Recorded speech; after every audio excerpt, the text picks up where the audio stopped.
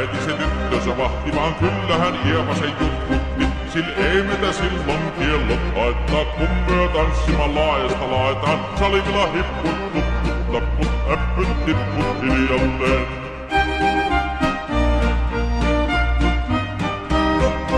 Ievan suu oli pehmäsellä, kun ihmiset onneen toivotti.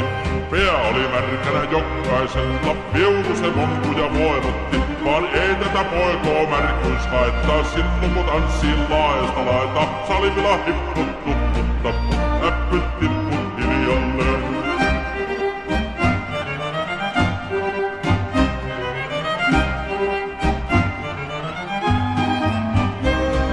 Ievan äiti se kammarissa virsiä veisata huijutti. Tämä poika naapurissa ämmän tyttyyn ujutti. Sin ei tätä poikoo ämmät haittaa, silloin kun laskoo laajasta laitaan. Salivilla hupput, tipput, tapput, äppyt, tipput hiljalleen. Sieltä oli lystiä soiton jälkeen, sain minä kerran syppytteek. Kotiin kun mänti, niin ämmä se riiteli ja Ieva jo alkuun nyyhkytteek. Ja minä sanon Ievalle, mitäpä se haittaa, laskelma vielä laajasta laitaan. Salivilla hipput, tupput, tapput, äppyt, tipput hiljalleen.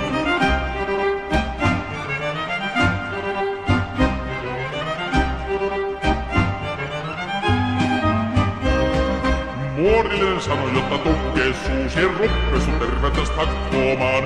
Tervenä päästät kun korjautuusi ja määt sitä murjuus makkoomaan. Sil ei tätä poikoo hellys haittaa, kun akkoja hutkiin laajasta laittaa. Salivilla hipput, tupput, tapput, äppyt, tipput hiljalleen. Sen minä sain, jotta purra pitää, ei muva niippua nielasta.